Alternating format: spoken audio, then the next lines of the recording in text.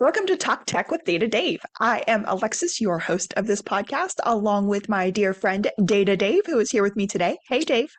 Hey Alexis, how are you today? I'm good. I am excited about the question today, as usual. This question came from the big boss, my boss, your partner in crime, Mr. Preston Gregg. He suggested that we ask a question about encryption and data privacy. So I'm excited to read it off to you. But as always, I like to remind people that you can always submit a question to us at tech at d3clarity.com, and we would love to answer your question in the podcast. So send us those questions because although I have lots, as we've discovered, your questions are usually better. Talk Tech with Data Dave is brought to you by D3 Clarity, offering clarity for improved decision making. D3 Clarity delivers profitability multipliers through better data and digital infrastructure. For more information, contact D3 Clarity at d3clarity.com. So the question from Preston today, what is the role of encryption in data privacy?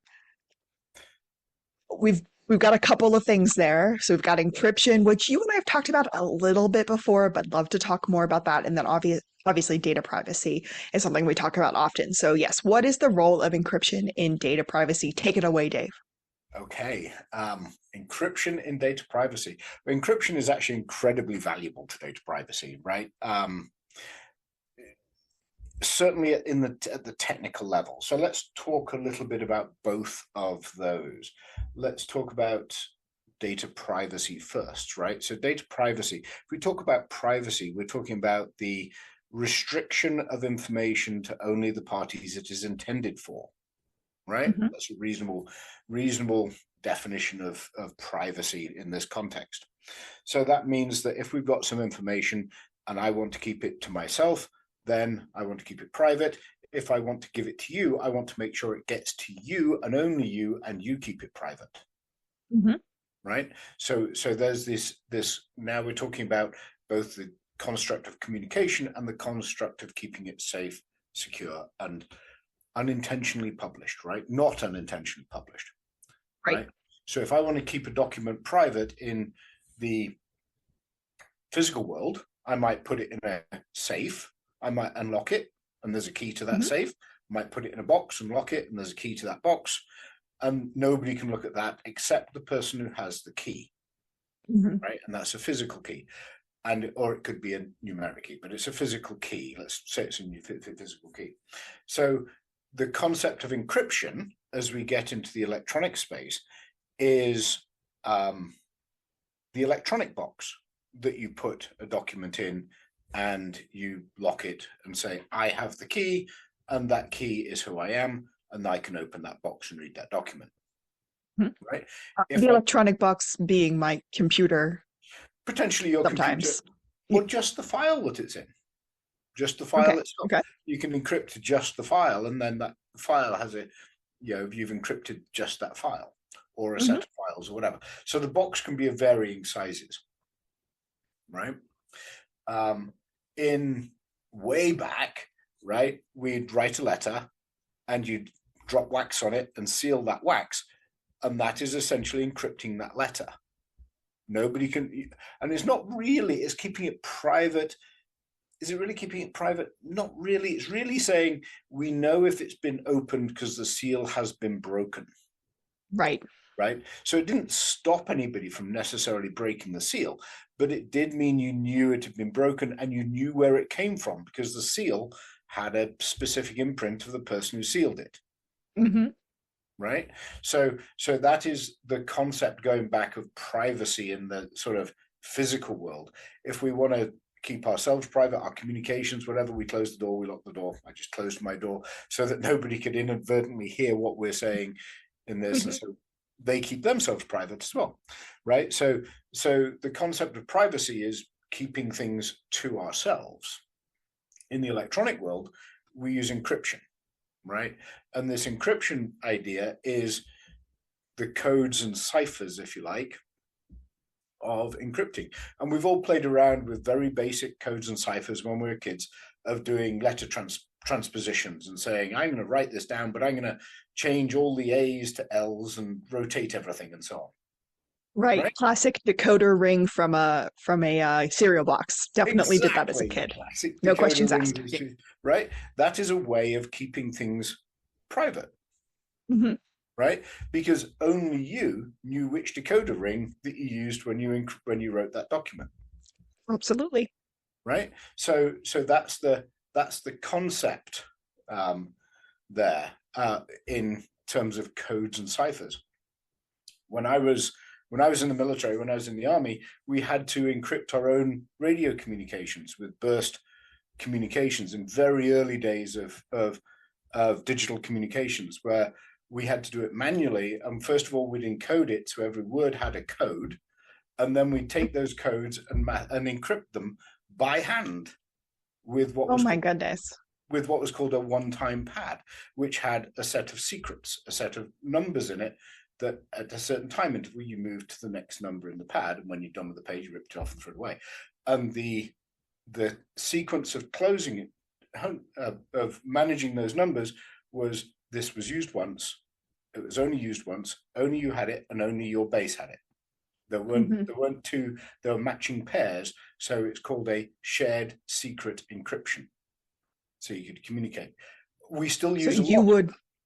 you would encrypt it, and then when it got to them, they had the matching side that way they could unencrypt, so they could That's where they could understand it. unencrypt and read it. That's exactly right. Could you imagine if that's how we did work now? Well, actually, it is. It's just done extremely fast by computers instead of doing it There by we go. hand. Yes. Right? We still use shared secret keys, which is you've got a key, I've got a key, and we communicate with each other. That's how we exchange information, right? Because when we're talking about privacy, it's not just about if I lock something in a box and don't let anybody see it, that's not really very useful. Right. Right. What I really want to be able to do is send it to you so you can decrypt it. It's private between us, or it's private between myself and my bank, Hmm. or it's private in whatever context we want to make it private. So we're only publishing intentionally. And so the basic form of encryption is shared secret encryption. There's lots of algorithms and lots of mathematical constructs and different key lengths and so on that make it harder to crack as computers have got bigger. The little numbers that we had when we were in the 1980s and 70s and 60s and so on were very short and by modern terms easy to crack, right? When you look at the Enigma codes of the Enigma machine of the Second World War and so on, by modern standards, relatively easy to crack. Now we've got 128 bits, 500 bit, very long numbers that form these keys because we manage them with computers. And then we can do asynchronous keys or asymmetric keys as well, where I have a key and only your key can decrypt it, and only things that you encrypt with that key I can decrypt. So, and you can't actually decrypt it yourself. Oh, so they're not the same. No, It's just one way. Okay. Okay. Did you could say asynchronous? asymmetric, yes. Asymmetric. Okay. Symmetric keys or shared secret keys, and then asymmetric keys, and what we usually term public-private keys. Public and Okay. private keys. You've probably heard that phrase more than asymmetric. Hmm. Um, so, but I'm not going to go into the details of how all that works because that's a set of conversations for another day. I think. Far more detailed maybe than for me. Well, I'm not going to say that because. Maybe not for this podcast. How about that? So, what we need to do, because a lot of this is hidden from us now, because we kind of take it for granted a little bit, Yeah. right? That's what I was just, I mean, I think that was what I was implying when I said, could you imagine if we worked like that today? Like, I think I understand that our email is encrypted, and if I send you an email, no one besides you can really open it. But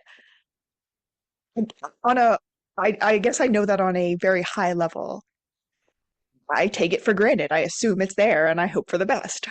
Yes, a lot of things are encrypted. So there's things like you've probably heard the term encrypting data at rest. right? Where I think I've heard you say that before. Yes. right, and Okay. that is one of the standards where whenever data is stored, it must be encrypted. So the SOX compliance that we did, that we have, and the HIPAA compliance and so on requires that all data be encrypted at rest. Mhm.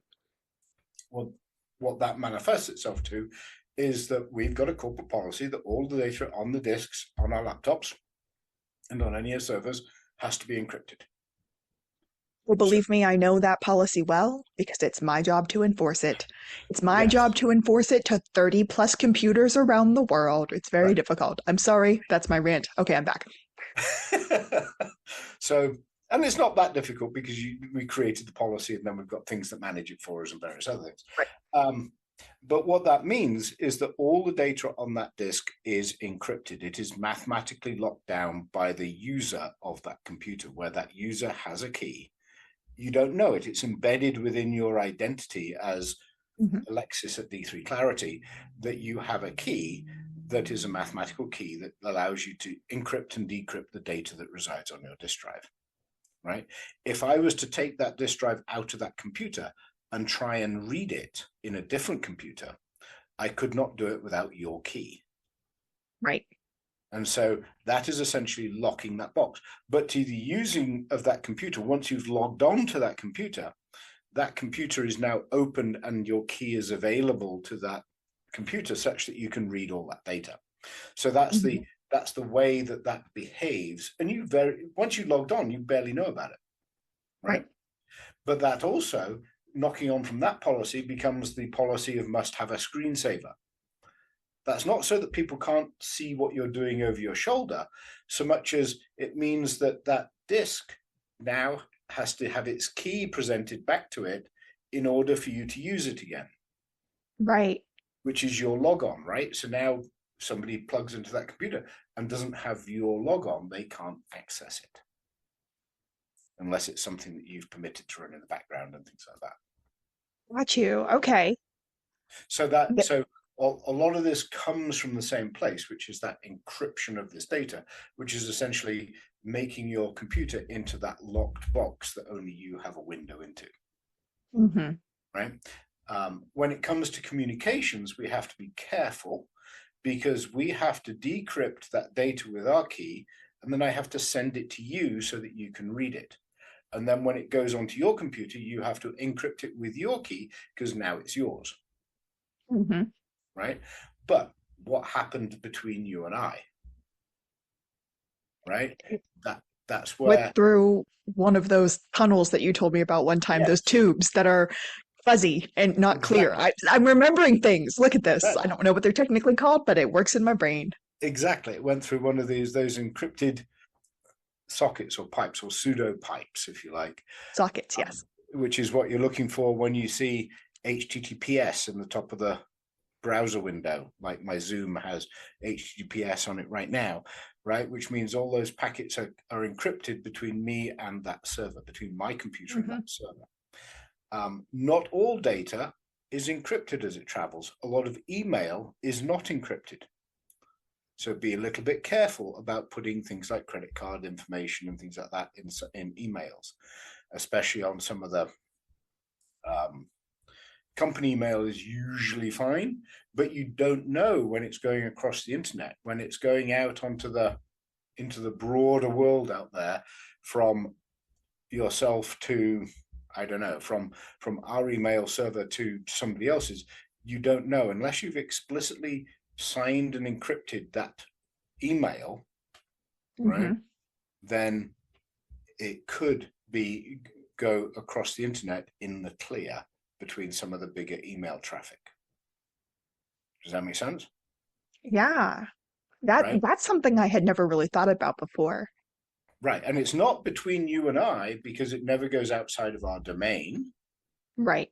But if it's going from the D3 Clarity domain to Gmail, we Hmm. don't know what happens between Microsoft and Google. Right. Right? Or between the D3 clarity domain and a different domain, right? Right, between the D3 clarity domain and a different domain. Now, I was intention on using Gmail because probably if you happen to have two domains that are managed by Microsoft, they probably encrypt it. But if you're reaching out beyond that, you don't know. Hmm. So be careful, right? And it's not. That's And good I'm not going to say advice. it's Yeah, not. I'm not going to say it's not. I'm going to say you don't know that it is. Does that make that's sense? perfect. Yes, Right. And so you have to be careful because in the early days of the internet, none of this was encrypted, right? It was all in the clear because right. when they first invented when the internet was first invented, a lot of it was in clear, and there's these threats and so on weren't there for people, spoofing and different things and phishing and all these Hmm. other things that occur that we don't like. So we have developed these encryption, these techniques to keep things private, to keep things safe, and keep things authenticated, shall we say.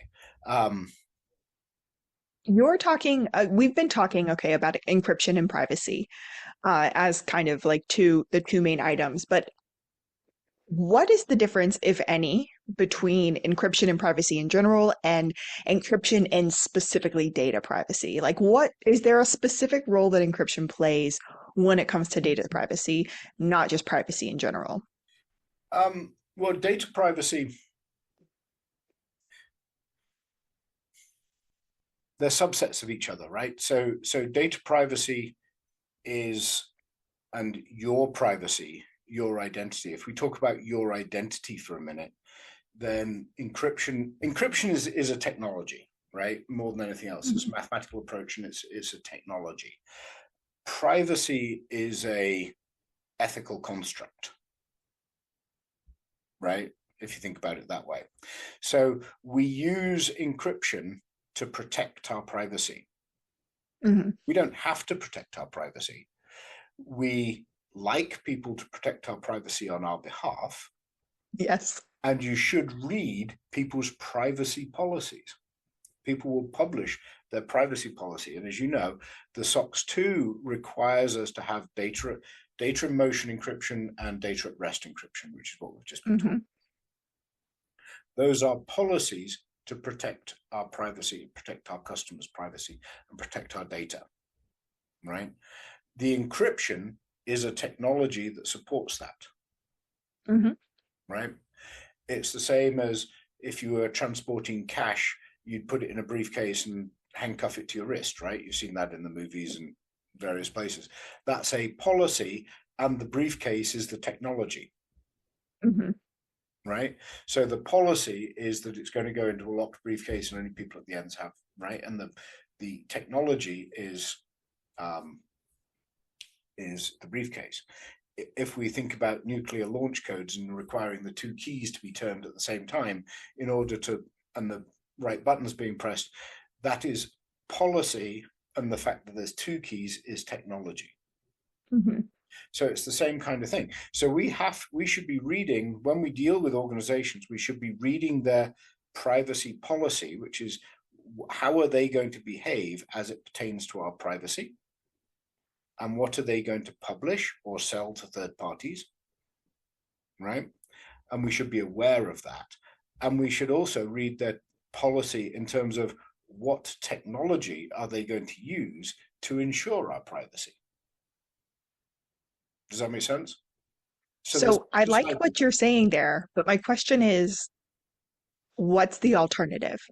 So if I read the policy and I see that they are, okay, I don't want to use just the privacy part because if they're going to sell my information, I'm probably going to be like, nope, don't want to use you. Although the truth is, people sell my information every day and I really don't care about it. So that's a different story. But as far as like what technology, like you just said, when I see what am I looking for when I'm looking through a privacy policy to make sure that data my data privacy is being encrypted, to make sure that my my privacy is being secured when I'm using this platform, when I'm using this service, when I'm using whatever. Right. You should be looking for the fact that they're not going to do anything that you don't want done with your data, the fact that ownership is a big deal, right? So there's some of the social media sites, actually, when you publish a photograph, you no longer own that photograph. Mm-hmm. Right? So that means they've actually got publication rights to that photograph. So you need to be careful. You need to be careful with some of that, and you need to look at who owns the rights to what you're putting out there, and therefore, and what are their policies around what they're going to do with it, and how are they going to protect it from unintended access, right? And what I mean by that is, so there's the policy of the organization, and then there's the spoofing, phishing, and theft, right? Which is the theft of your identity, which is taking your private information and using it in order to steal from you or from your bank or whatever. And that's the unintended. That's not the company's policy. That is now the encryption technology stepping in to prevent unintended access. Does that make sense? Absolutely. Right. And so we use the technologies to prevent unintended access, which would be, again, the cash being moved in the briefcase. We're going to use a steel briefcase to move this cash on an armored truck. Right?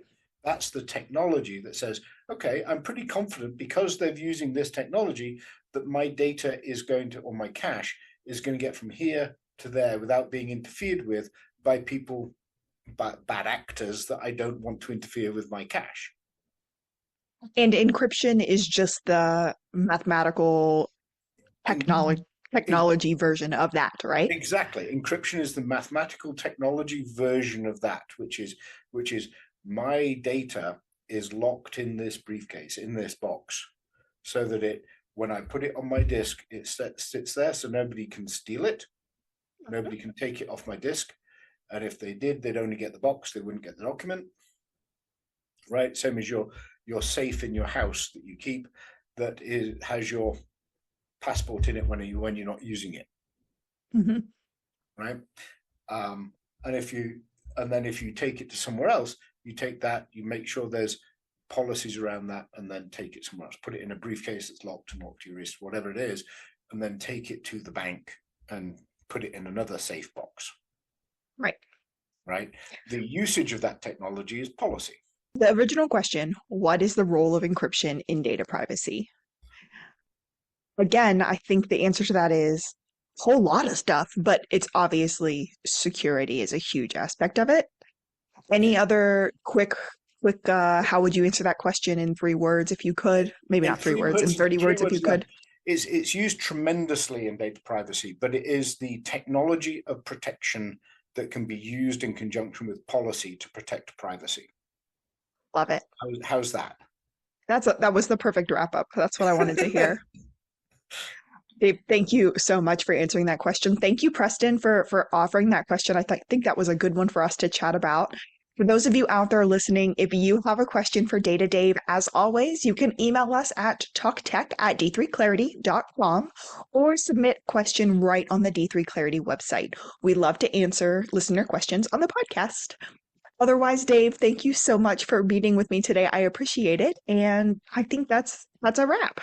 You're very welcome, Alexis. Thank you very much. And again, to everybody, please submit some questions. If you have a question for Data Dave, reach out to us via email at talktech@d3clarity.com. We'll be happy to answer your questions in the podcast. Thanks. This podcast has been brought to you by D3 Clarity. No one has time or patience to fix all of their data and infrastructure problems. D3 Clarity helps some of the world's most recognizable brands take the right action to turn their information into strategic profit making. For more information, go to D3 Clarity, that's the letter D, the number 3, the word clarity.com.